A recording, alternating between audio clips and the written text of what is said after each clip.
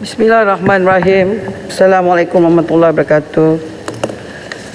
Terima kasih saya ucapkan kepada Tan Sri Speaker sebab memberikan saya dalam masa 12 minit untuk membahaskan titah diraja oleh Duli Yang Maha Mulia Yang di-Pertuan Agong dalam penggal kelima Parlimen ke-14. Saya merujuk kepada para 5, 6, 7 dan 8 Tan Sri Speaker, yang mana Duli Yang Maha Mulia menyebut tentang perkataan kematangan politik. Tuanku menyatakan bahawa tuanku bersyukur dengan kestabilan politik menerusi kerjasama Duipartisan melalui memorandum persefahaman transformasi dan kestabilan politik yang telah ditandatangani antara pihak kerajaan dan pembangkang. Saya ingin menyata di sini, Tan Sri Speaker, bahawa MOU ini yang saya melihat tidak sebagai satu dokumen undang-undang, lebih setakat kepada understanding, persefahaman. Saya ingin mencadangkan pada pihak kerajaan, kalau nak dirujuk kepada fasa 2.0, 2.0, sebelum memorandum ini tamat umurnya, mencadangkan kepada kerajaan dan juga pihak pembangkang untuk melihat bahawa MOU tidak seharusnya dihadkan kepada dana pembangunan kawasan pilihan raya saja, Constituency Development Fund dengan izin, dan RUU anti lompat parti, ataupun mana-mana undang-undang yang hanya merujuk kepada pindaan perlembagaan. Saya melihat bahawa perlu kita lihat dan kita tekan satu peranan yang boleh dimainkan oleh MOU ini ialah merujuk kepada apa yang telah disebut oleh Tan Sri Speaker sendiri pada 1 Mac tentang ada agaknya kekeliruan berkenaan dengan contohnya kuasa PSSC. Saya tak nak tegur di segi sama ada pegawai kerajaan hadir ataupun tidak bila dipanggil. Tetapi kalau kita rujuk kepada peraturan mesyuarat, apa yang Tan Sri Speaker cakap di sini ni memang betul. Bahawa dalam pembacaan di bawah Standing Order 83.2 dan Artikel 17.18 dengan izin House of Parliament Privileges and Powers Act 1952, 1952, terdapat satu lakuna yang begitu besar di dalam Standing Order kita, Tan Sri Speaker, bahawa kita tidak tahu sama ada kita panggil, adakah dipanggil sebagai surat jemputan ataupun dipanggil sebagai satu subpoena.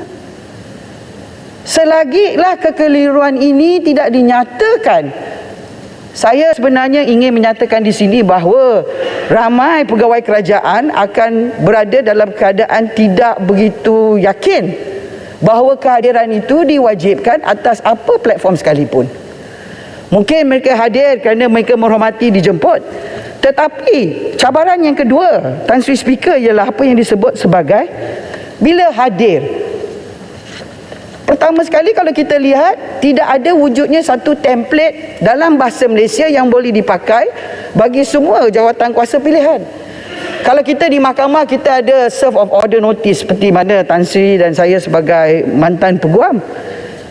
Dan di mahkamah kalau tak hadir dikenakan contempt. Tetapi di dalam parlimen, sebagai badan ketiga besar dalam perlembagaan, institusi kehakiman, institusi eksekutif, institusi legislatif, tidak adanya taring dan gigi. Ahli parlimen marah kepada speaker, speaker memberikan penerangan terdapat lakuna di segi undang-undang. Keduanya, Tan Sri Speaker, bila hadir pun apa yang boleh dan tak boleh dinyatakan oleh pegawai kerajaan tersebut. Sebab dalam elemen classified information sebagai contoh, Official Secret Act, Akta Rahsia Rasmi, tak semua maklumat boleh diberikan oleh pegawai kerajaan yang hadir. Ini juga perlu diterangkan supaya kita ahli parlimen tahu apa yang boleh ditanya dan apa jawapan yang kita boleh dapat. Seterusnya, kalau kita tengok kepada negara-negara lain, kalau mereka tidak dapat mewujudkan pindaan perlembagaan ataupun kepada undang-undang yang wujud, boleh diwujudkan satu dengan izin informal guideline, yang mana MOU ini yang ditandatangani oleh pihak kerajaan dan pihak pembangkang boleh bersetuju. Sebagai contohnya yang terjadi di Australia Canada, New Zealand, United Kingdom, yang mana contohnya ada government guidelines for official witness before parliamentary committees, notes on the responsibility of public servants in relation to parliament committees, officials and select committee guidelines dengan izin. Maknanya, Tan Sri Speaker, nak si budaya, tak nak si budalih. Dan saya pun ingin tekan di sini bahawa kalaulah ahli-ahli parlimen itu sendiri yang datang ke parlimen nak bertanya soalan sama ada dalam dewan ataupun kamar kedua, dan yang paling dahsyat sekali, Tan Sri Speaker, saya sendiri tulis surat pun tak nak dijawab. Saya tak tahulah sahabat-sahabat saya yang berhormat lain pun berhadapan dengan masalah yang sama ataupun tidak. Terima kasih. Mungkin Yang Berhormat, boleh sedikit? Sekejap. Mungkin dia jawab tapi tak ada timeline nak jawab. Saya nak tekan di sini, Tan Sri Speaker, saya bangga bahawa badan kehakiman di Malaysia dilihat sebagai badan yang bebas dan dihormati. Sebabnya, Tan Sri Speaker, keputusan tu nampak sangat keputusan yang tidak berat sebelah. Tetapi kami sebagai ahli politik dan wakil rakyat, seolah-olah kami ni, kata orang, bertanya pun tak dijawab, panggil pun tak datang, seolah kami ni hanya sekadar designated pegawai kebajikan dan kadang-kadang dah macam kontraktor, Tan Sri Speaker. Ya. Yang bagi saya, kalau itulah peranan MOU, hanya memberi kuasa yang lebih kepada mana-mana pihak, bererti dengan izin, Tan Sri Speaker, we betray the trust of the voters kepada diri kita.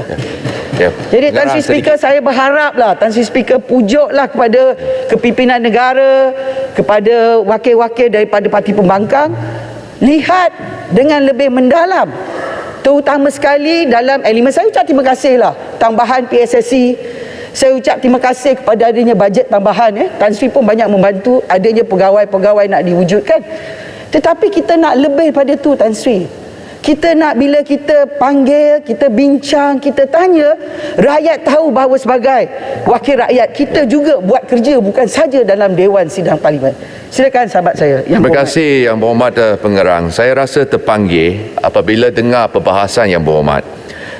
Demi menjaga kemuliaan institusi Parlimen, setuju Yang Berhormat Pengarang supaya kedua pihak kita menggesa Yang Berhormat Tan Sri Speaker segera rujuk perkara ini, apa yang dibangkitkan oleh pengarang, kepada jawatan kuasa perintah tetap yang dipengerusikan oleh Yang Berhormat Tan Sri sendiri, supaya pindaan-pindaan dibuat pada sesi ini juga memastikan Parlimen menjadi harimau yang bertaring, bukan harimau tanpa gigi.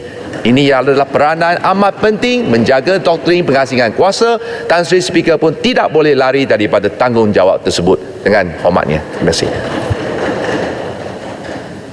Terima kasih.